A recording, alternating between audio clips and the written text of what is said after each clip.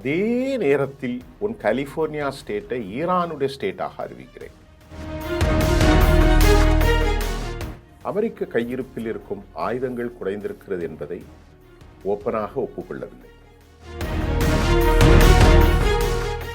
யூரோப்பிய union மீதான தாக்குதலுக்கு Iran திட்டம் தீட்டி வருவதாக தகவல்களும், பல்கேரியா போன்ற நாடுகளில் உள்ள அமெரிக்க தளங்கள் மீதான தாக்குதலுக்கு திட்டம் தீட்டி வருவதாகவும் பெரும் பரபரப்பை ஈயூவில் ஏற்படுத்தியிருக்கிறது.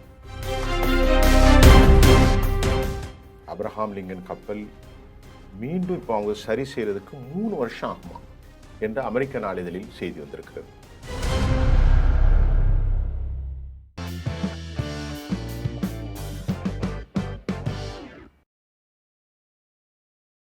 நேர்களே, அமெரிக்காவுடைய நேரப்படி நேற்று முன்தினம் ட்ரம்ப் தனது ட்ரூத் சமூக வலைத்தளத்தில்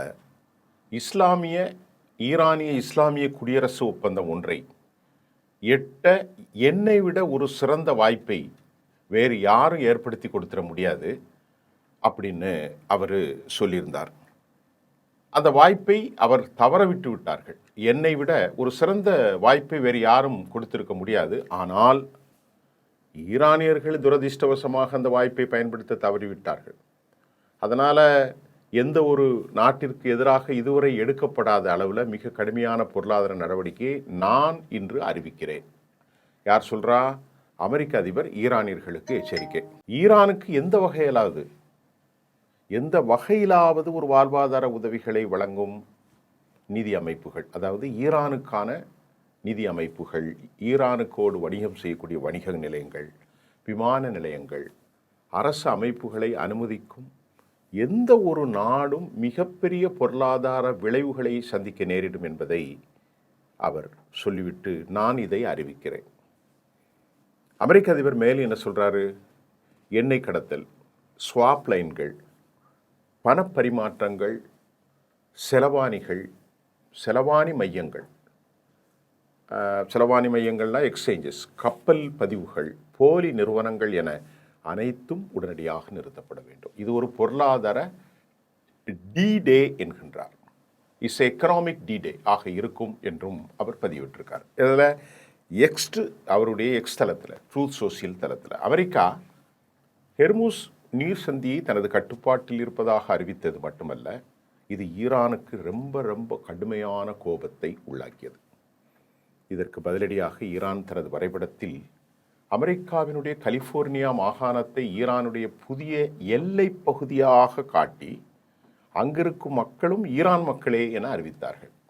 இந்த அதிரடி நடவடிக்கை ஈரான் அமெரிக்காவுக்கு கொடுத்துள்ள நேரடி சவால். நீ என் ஊரில் என்னுடைய பிரதேசத்தை உனக்கு சொந்தமாக நீ பார்க்கிற போது, நான் அதே நேரத்தில் உன் கலிபோர்னியா ஸ்டேட்டை ஈரானுடைய ஸ்டேட்டாக அறிவிக்கிறேன். இதுக்கிடையில் வாஷிங்டன் போஸ்ட் வெளியிட்ட செய்தியில், ஈரான் போரின் தொடக்கத்திலே, ஆரம்ப காலகட்டத்திலே, இது வாஷிங்டன் போஸ்டுடைய செய்திங்க, 850க்கு மேற்பட்ட டொமாஹாக் குரூஸ் ஏவுகணைகள், 1000க்கு மேற்பட்ட பேட்ரியாட் மற்றும் தாடி ஏவுகணைகள், 1300க்கும் மேற்பட்ட இராணுவ தந்திர பெலிஸ்டிக்ஸ் ஏவுகணைகள், இது மட்டும் இல்லைங்க, ATACMS ரக மெனுவரபிள் ஏவுகணைகள் எல்லாவற்றையும் அமெரிக்கா இழந்து எதுவும் இல்லை என்று நான் சொல்லலை, வாஷிங்டன் போஸ்ட் சொல்லுது. இப்போது இந்த எண்ணிக்கைகள் மேலும் கூடியிருக்கும். ஆனால் அமெரிக்க கையிருப்பில் இருக்கும் ஆயுதங்கள் குறைந்திருக்கிறது என்பதை ஓப்பனாக ஒப்புக்கொள்ளவில்லை.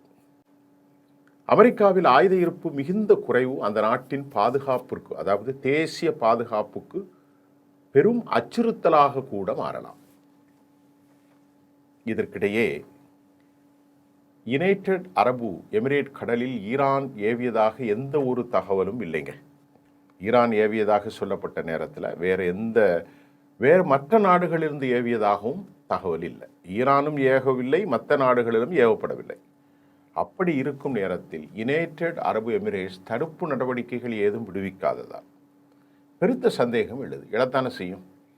ஈரான் மத்தியில், கிழக்கு நாடுகள் மத்தியில் பெரும் எச்சரிக்கை விடுத்துள்ளது. எல்லா மத்திய கிழக்கு நாடுகளுக்கு ஈரான் ஒரு பெரிய எச்சரிக்கை. இப்போ ஈரானுடைய இராணுவ தளபதி அலி அப்துல்லாயி இந்த எச்சரிக்கை விடுத்துள்ளார். முப்படை கூட்டுத் தலைவர், பெரும் அறிஞர் அவர். அவர் என்ன சொல்றார் அப்படின்னு பண்ணா, அலி அப்துல்லாயி வளைகுடா நாடுகளில் அமெரிக்கா வழங்கும் எந்த ஒரு வசதியும், அமெரிக்காவிடம் பெறக்கூடிய எந்த ஒரு வசதியும், அமெரிக்காவிடம் பெறக்கூடிய எந்த ஒரு இராணுவ கட்டமைப்பும் அந்த நாடுகள் யாரெல்லாம் அமெரிக்கர்களோடு எந்த விதத்தில் தொடர்புடையதாக இருக்கிறார்களோ அந்த நாடுகள் தாக்குதலை சந்திக்கும் என்றும் அவர் கூறினார். வளைகுடா பகுதியில் உள்ள பல்வேறு நாடுகளில் ஒருங்கிணைந்த நிலையில் இதனை அறிந்து அவர்களை ஏதோ ஒரு இரகசிய திட்டம் வெளியாகி இருப்பதால் தான் இது போன்ற எச்சரிக்கையை அவர் விடுத்திருக்கிறார். அதாவது அவர்களுக்குள்ள ஒரு பெரிய ஒரு இரகசியம் ஏதோ ஒன்று கிடைத்திருக்கிறது. முன்னாலே இந்த எச்சரிக்கை விட்டதன் மூலமாக அவங்க இனி அமெரிக்கர்களோடு நெருங்க மாட்டார்கள், பயப்படுவார்கள், அமெரிக்கர்களோடு தொழிலில் ஈடுபட மாட்டார்கள், அமெரிக்க தளங்களை அனுமதிக்க மாட்டார்கள். இதையெல்லாம் அவர் எச்சரிக்கை விடுத்திருக்கிறார். இது ரொம்ப முக்கிய ரகசிய இராணுவ இன்டெலிஜென்ஸ் நியூஸ். யுனைடெட் அரபு வர்த்தகம் UAE வர்த்தகத்தை நிறுத்துவதாக அறிவிப்பு செய்திருக்கிறாங்க. இது ஒரு அமெரிக்காவுடைய அழுத்தத்தின் காரணம்தான் என்று ஈரான் தெளிவாக நம்புகிறது. நம்ம நேற்றே சொன்னோம், 5 லட்சம் பேர் வேலை பார்க்குறாங்க, 8000 நிறுவனங்கள் இருக்கிறது, $27 பில்லியன், 2.25 லட்சம் கோடிக்கு US, அதாவது ஈரானும் UAEயும் வியாபாரம் பண்ணியிருக்காங்க. அதை நிறுத்துறதுக்கு தான் அமெரிக்கா அழுத்தத்தின் மூலம் UAE எங்கள் கடலுக்குள்ளே வந்து வீசினதாக கதை சொல்கிறார்கள்.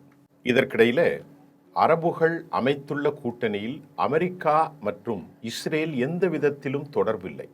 இப்போ எல்லா அரபு நாடுகளும் சேர்ந்து ஒரு கூட்டணி அமைக்கிறார்கள். அதில் அமெரிக்கர்களையும் சேர்ப்பதில்லை, இஸ்ரேலையும் சேர்ப்பதில்லை. யுனைடெட் அரபு எமிரேட்ஸ் பல்வேறு வகையான மாறுபட்ட கருத்துக்கள் கொண்டதாக இருந்த போதிலும், UAE துபாய் மாறுபட்ட கருத்துக்கள் கொண்டதாக இருந்த போதிலும், ஈரான் மற்றும் துபாய் மிகுந்த ஒத்துழைப்பு இருந்து வந்த நிலையில் இப்போது இந்த வர்த்தகத்தின் பரிவர்த்தனை, நிதி பரிவர்த்தனையை நிறுத்தி வைத்திருப்பது ரொம்ப கோபத்தை ஈரானுக்கு ஏற்படுத்திருக்கிறது. அமெரிக்காவுடைய அழுத்தம், அமெரிக்காவுடைய பங்கு இருப்பதை ஈரான் உறுதி செய்துள்ளது. அமெரிக்கா கடும் எச்சரிக்கை கொடுத்திருக்காங்க. அமெரிக்க அழுத்தம் காரணமாகத்தான் இந்த நடவடிக்கை அமெரிக்கம் ஈடுபட்டிருக்கலாம். யுனைடெட் அரபு எமிரேட்ஸ் எந்த ஒரு வர்த்தக கப்பலும் வர முடியாது என்பது நிதர்சனமான உண்மைதான். ஏன்னா யுனைடெட் அரபு எமிரேட்ஸ் அமீரகம் அரபுகள் அமெரிக்கா உதவி இல்லாமல் தாக்குதல் நடத்த திட்டம் தீட்டி வருவதாக சில தகவல்கள் வெளியாகியுள்ள நிலையில் இது சாத்தியமில்லை. ஏன்னா ஒரு செய்தி ஆங்கில ஊடகத்தில் அமெரிக்காவில் வெளியானது, இந்த டேங்கர்ஸ் வந்து ADNOC the Emirate state oil company have been targeted repeatedly in recent weeks. சில வாரங்களுக்கு முன்பு அட்னாக் என்பது UAE-னுடைய அந்த டேங்கர்ஸ், அந்த நிறுவனத்தின் ஆயில் கம்பெனி ஆயில் நிறுவனத்திற்கு சொந்தமான கப்பல்கள் தாக்கப்பட்டது. கடந்த ஆகஸ்ட் 8ஆம் தேதி மிசைல் ஹிட் பண்ணது. ADNOC carrier crossing the strait of ஹெர்மூஸை அவர்கள் தாக்கினார்கள். ADNOC vessels had been targeted as they transited the strait. அதை மாற்றும் போது there were no casualties in their back. எந்த விதமான ஒரு உயிரிழப்பும் இல்லை. ஆக UN செக்யூரிட்டி கவுன்சில் இதுக்கு கடுமையான அளவுக்குள்ள கண்டனம் தெரிவித்திருந்தார்கள். Commercial shipping using strait of ஹெர்மூஸில் போகும்போது இந்த மாதிரியான தாக்குதல்கள் ஈரானுக்கு பெரும் சிக்கலை ஏற்படுத்தியதாக UN சொல்லிக் கொண்டிருக்கிறது. இந்த நிலையில் யூரோப்பிய யூனியன் மீதான தாக்குதலுக்கு ஈரான் திட்டம் தீட்டி வருவதாக தகவல்களும், பல்கேரியா போன்ற நாடுகளில் உள்ள அமெரிக்க தளங்கள் மீதான தாக்குதலுக்கு திட்டம் தீட்டி வருவதாகவும் பெரும் பரபரப்பை EUவில் ஏற்படுத்தியிருக்கிறது. ஐரோப்பிய யூனியனில் இனி மக்கள் பிரச்சனை வந்துடும், தாக்கிட்டா அமெரிக்காவுடைய நட்பு பிரச்சனை, பல பிரச்சனை வந்துடும். ஆகவே இவர்கள் அடுத்த கட்ட தாக்குதலை இப்போ என்ன சொல்கிறாங்கன்னா, அமெரிக்காவில் கப்பல், அமெரிக்காவுடைய வியாபார தொடர்பு, அமெரிக்காவுடைய லேண்டிங் ஸ்டேஷன், அமெரிக்காவினுடைய தளங்கள் எல்லாமே உலகத்தில் எங்களுடைய இலக்குகள் எது வரைக்கும் செல்லுமோ அவ்வளோத்தையும் நாங்கள் தாக்க போகிறோம். அப்ரஹாம் லிங்கன் கப்பல் மீண்டும் இப்போ அவங்க சரி செய்கிறதுக்கு 3 வருஷம் ஆகுமா என்று அமெரிக்க நாளிதழில் செய்தி வந்திருக்கிறது. சர்வதேச போர் வந்தால் அமெரிக்கா சிக்கப்பட்டு கொண்டுவிடும் என்று வால் ஸ்ட்ரீட் ஜேர்னல் சொல்கிறது. இந்த தகவலை முன்னாள் இராணுவ தளபதி பிரைன் கிளாக் ரொம்ப தெளிவாக வால் ஸ்ட்ரீட்டில் சொன்னார். அமெரிக்காவில் ஆயுதங்களும் இல்லை, அமெரிக்காவில் கப்பலும் இல்லை. பலிஸ்டிக் ஏவுகணை மற்றும் குரூஸ் ஏவுகணை தொழில்நுட்ப கட்டமைப்பு ஈரானிடம் வலுவாக உள்ளதாகவும் ஒருவேளை 4000 மைல் தொலைவில் வீசும் ஏவுகணை இருப்பதாகவும் கூறப்படுகிறது. அப்படி ஒரு சூழல் வந்தால் உக்ரைன் கடற்படை மட்டும் ருமேனியா போன்ற நாடுகளில் வீசலாம் என தெளிவாக ஈரான் ஏற்கனவே கோடிட்டு காட்டிட்டு. அதே போன்று அசர்பைசான் பகுதியில் இருந்து ஈரானுடைய தொடர் நிலையிலிருந்து ஈரான் தாக்குதல் நடத்த முடியும். எப்படின்னா, ஈரானுடைய வடக்கு பகுதி தெற்கு பகுதியெலாம் இருக்குது பாருங்க, அதை ஈரோப்பியர்களுக்கு எது பக்கத்தில் அசர்பைசான் எல்லையிலிருந்து ஈரோப்பை தாக்கலாம், இந்த பக்கம் ஈரை தாக்கலாம். அதனால் ஈரோப்பிய ஒன்றிய நாடுகள் மத்தியில் அசர்பைசான் ஈரான் எல்லையிலிருந்து ஏவுகணைகளை தாக்கினால் ஐரோப்பாவில் ருமேனியா, பல்கேரியா இன்னும் பல பகுதிகள் பாதிக்கப்படும் என்ற அச்சமும் பதட்டமும் ஈரோப்பில் ஏற்படுத்தியிருக்கிறது குறிப்பிடத்தக்கது. அரசியல் அழுத்தம் மட்டும் பொதுமக்கள் மத்தியிலிருந்து மிக கடுமையாக பாதிக்கும் நிலை ஏற்பட்டுள்ளது. நாம் புரிந்து கொள்ளலாம். ஈரான் அமெரிக்காவை நன்கு சிக்க வைத்திருக்கிறது. அமெரிக்கா திட்டமில்லாமல் இந்த போரில் ஈடுபட்டு மாட்டிக்கொண்டிருப்பதாக நாம் மட்டுமல்ல உலக அளவிலே செய்திகள் வெளியாகியிருக்கிறது. இதற்கிடையில் வடகொரியா ஒரு வலிமையான தலைவர். அமெரிக்க அதிபர் டொனால்ட் ட்ரம்ப் கூறுறார், தான் வலிமையான அமெரிக்க தலைவராக தொடர்ந்து வருவதில்தான் உலகம் காப்பாற்றப்படுகிறது என்று சொல்கிறார். வடகொரியாவை புகழ்கிறாரு, அவர் ஒரு வலிமையான தலைவரா. ஜி ஜின்பிங் இல்லை, ஜின்பிங். அவரை இவர் அமெரிக்காவுடைய பிரசிடெண்டாக இருக்கனால தான் அவரெல்லாம் இவர் சரி செய்கிறார் அப்படின்னு வடகொரியாவை புகழ்வதை போன்று தன்னை புகழ்ந்து கொள்கிறார். இதற்கிடையில் தென்கொரிய போரில் இணைந்து செயல்பட மறுத்திருக்கிறார்கள். 1,00,000 கோடி கேட்டிருக்கிறார்கள். வடகொரியாவுடன் இணைந்து செயல்பட போவதாகவும் அறிவிப்பு செய்திருக்கிறார்கள். 50,000 போர் வீரர்கள் வடகொரியா ரஷ்யாவுக்கு அனுப்பி வைத்தது. அமெரிக்க அதிபர் டொனால்ட் ட்ரம்ப் இந்த நிலையில் இவ்வாறு உல்டாவை அடித்து கொண்டிருக்கிறார். அப்போ இந்த செய்திகள் இன்றைக்கி ரொம்ப முக்கியம். இன்னைக்குள்ள செய்தியோடு நான் விடைபெறுகிறேன். மீண்டும் நாளை சந்திப்போம்.